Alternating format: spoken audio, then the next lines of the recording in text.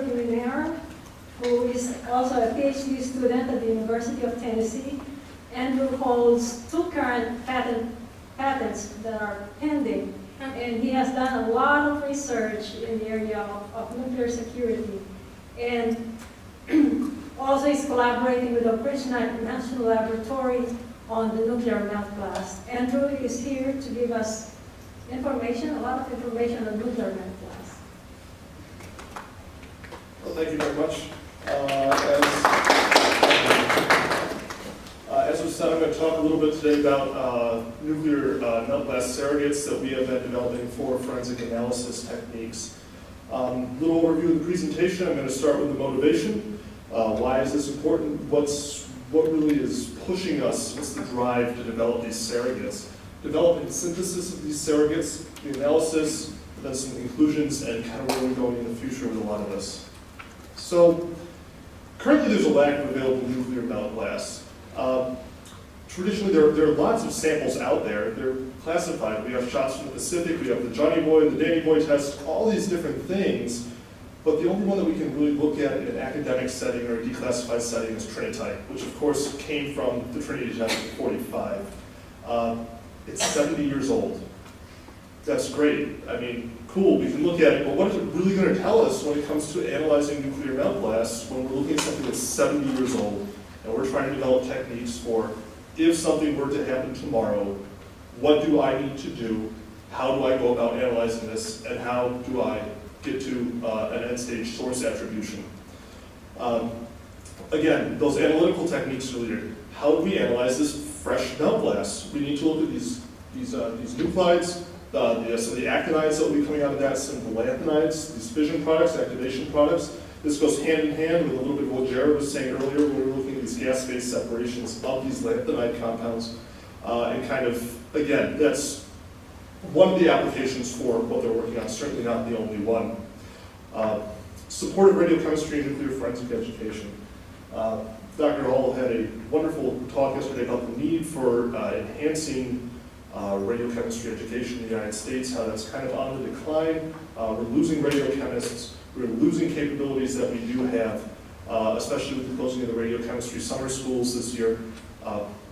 We are in urgent need to aid the continuation and increase in these types of education.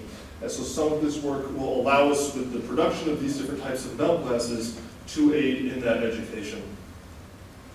Okay, I don't know how this was going to turn out, but so let's talk a little bit about real-world applications versus what we're doing in the laboratory setting.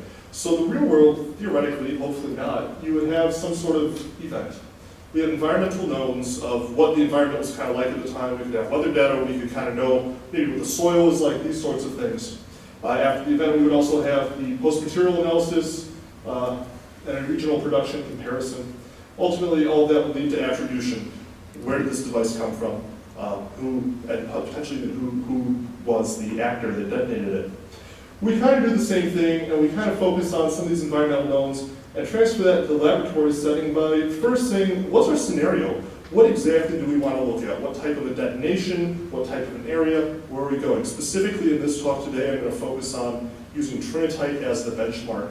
And then a little later on, I'll talk about kind of some of the work we're going in to select different scenarios for that. Then we have estimates of the environment. What is that kind of looking like? What are the environments in those, what is the environment like in that scenario? So what types of things do we need? Development of the surrogate will come from the estimates. Moving on to producing the surrogate, then on to analysis, regional production comparison, which is where that kind of ties back into here. That's kind of where we can use the Trinitite as a benchmark, and who knows, maybe someday we might be able to look at some other samples as well, we don't know. And then verification, and I mean, not like things that have been historically done, not future events. We don't hope for that at all. But then we have verification and validation, which will then allow us to go back and start the whole process over with scenario selection. Are we really, are we hitting the mark, or are we kind of missing things? Do we need to have further development there? So development and synthesis. As I said, we use Trinitite as a benchmark in this study. Again, it's readily available. We were able to get actually quite a number of samples of that. So, you know, if we can want to do some destructive assay or some sort of a destructive analysis, it was possible. It wasn't like we were sitting there closely guarding our little samples of trinitite. As you can see here, we decided to use powdered oxides to create a sample matrix, because of course, in nature we're going to find a lot of these materials in oxide form, especially mineralogically and geologically in the soil. So as you can see here, I have the trinitite data, what they had, the basic matrix of what was found, and kind of some of the percentages that we were finding those in. And for convenience sake, we're just going to go ahead and assume, not necessarily with the uranium, but with everything else, we're just going to go ahead and assume natural isotope distributions on those. And then you can see we kind of use the same, ultimately what we were looking at here was elementally, how do those oxides translate to elements, kind of match them up for our surrogate, and then convert them back. The big difference here was working with the potassium. It was a little easier to work with the potassium hydroxide as opposed to potassium oxide, just for safety considerations. That's kind of one of the reasons we went with that. So we use these powdered oxides, measure them out in the appropriate quantities. As you can see, these are fractions by weight. Went ahead, mixed them up, rolled them in a little ball mill. Kind of, it's just actually just a rock tumbler that you use just for little geological things.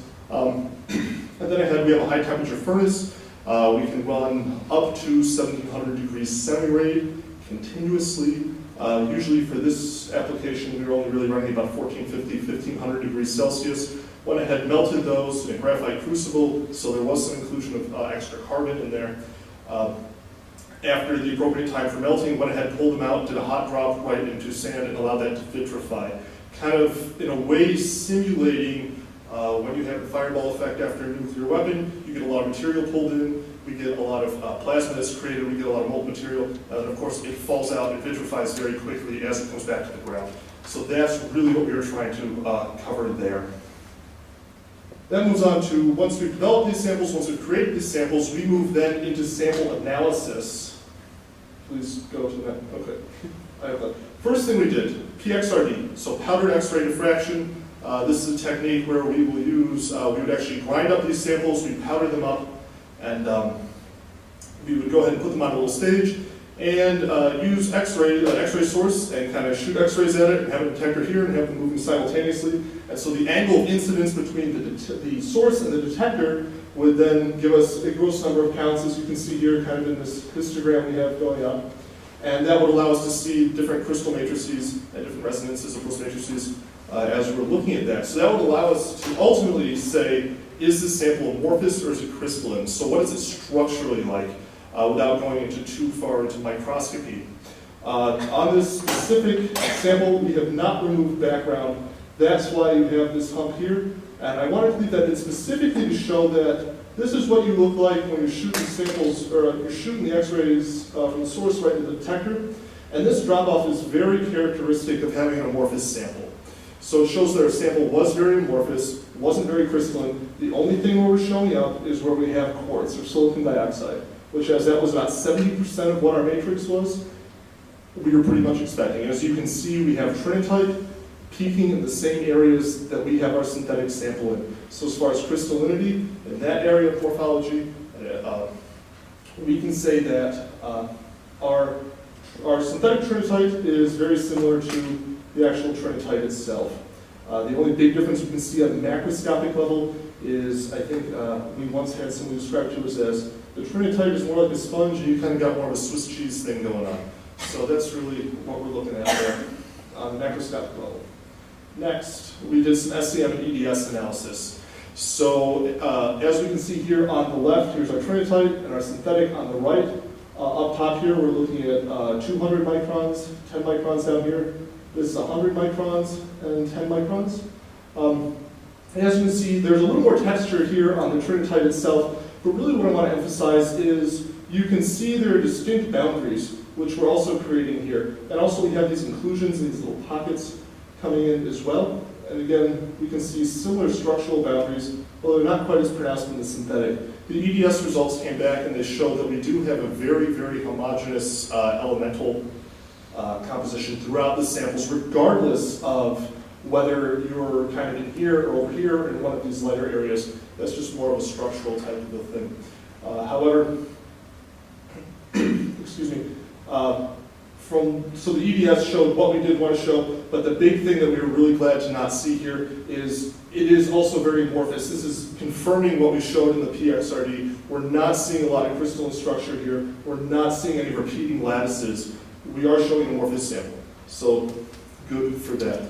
As far as some of the voids that we were talking about earlier, we went ahead and just did your basic density comparison in a graduated cylinder. We found that the void fraction of trinitite tended to be about 30%. Our synthetic was around 40%. So we had a little bit more void in what we were going along with, but we deemed that for the applications we were using it for, and we were looking, that was a little more, that was, we could live with that. That was fairly acceptable. So gamma spectroscopy on the trinitite itself. That is a mess. I thought that was going to come out a lot better, but we will make it do. So a few issues with some of the libraries we were having. We have europium-152 showing up here, which it shouldn't.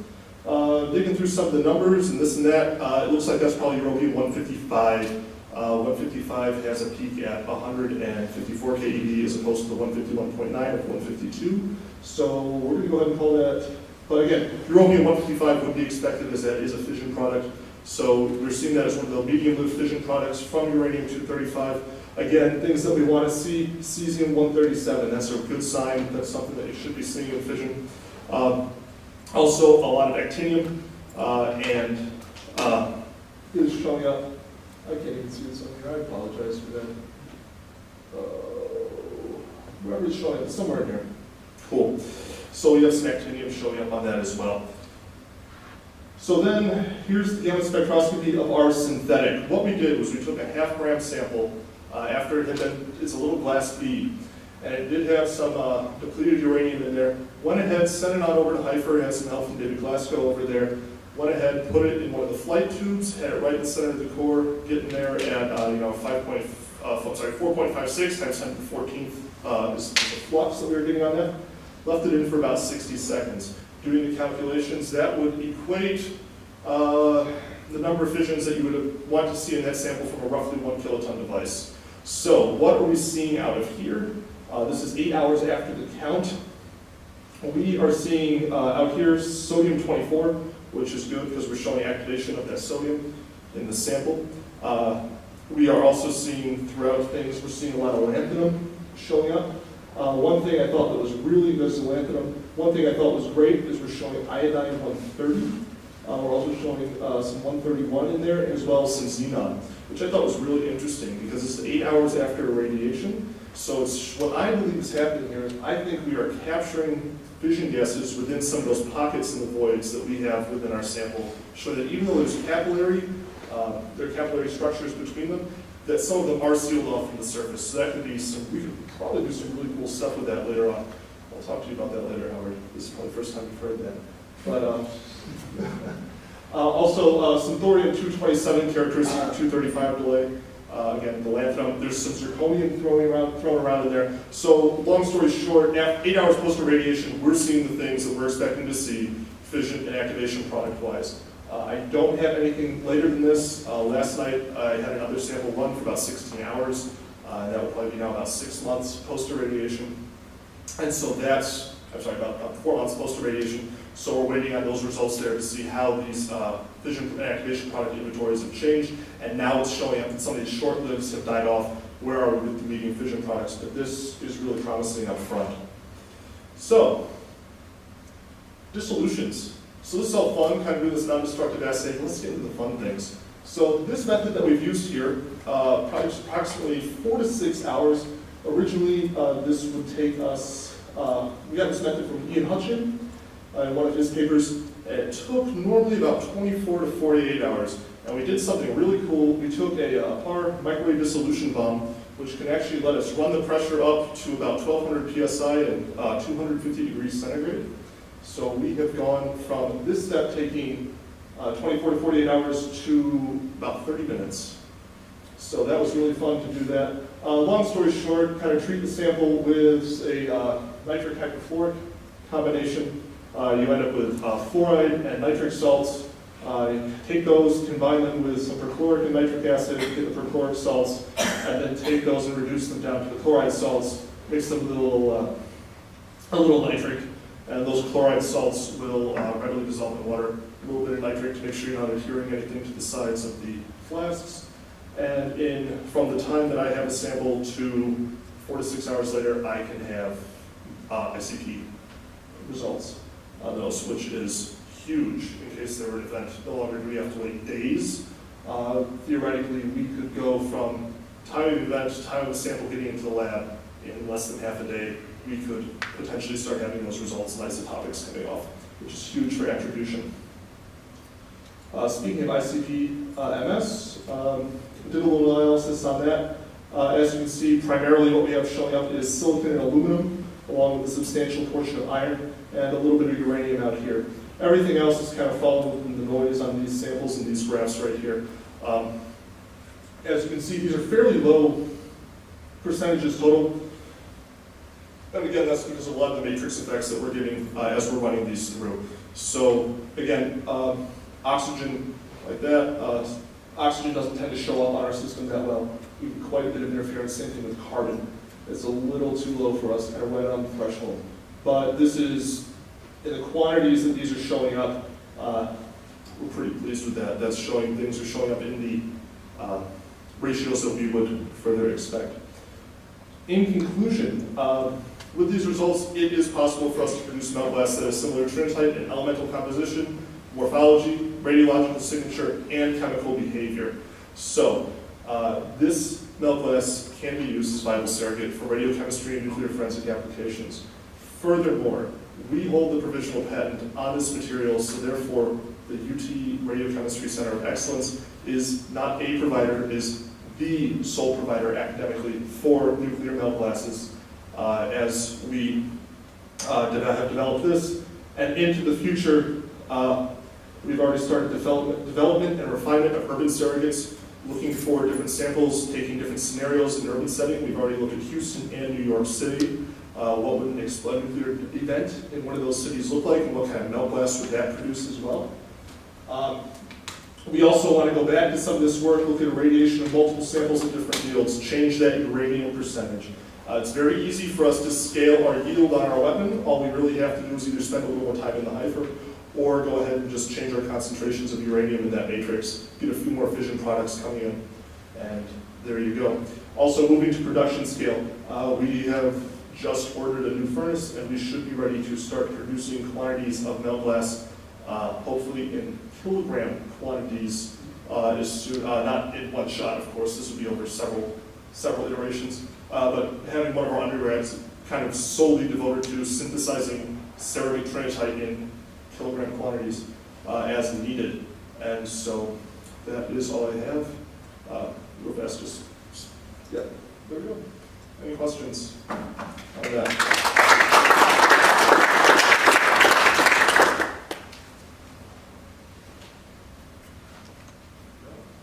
Okay, yes. I wondered how much of the data that you presented that you took and what you can help from others did you pick the Ganztag measurements, how many microscopy?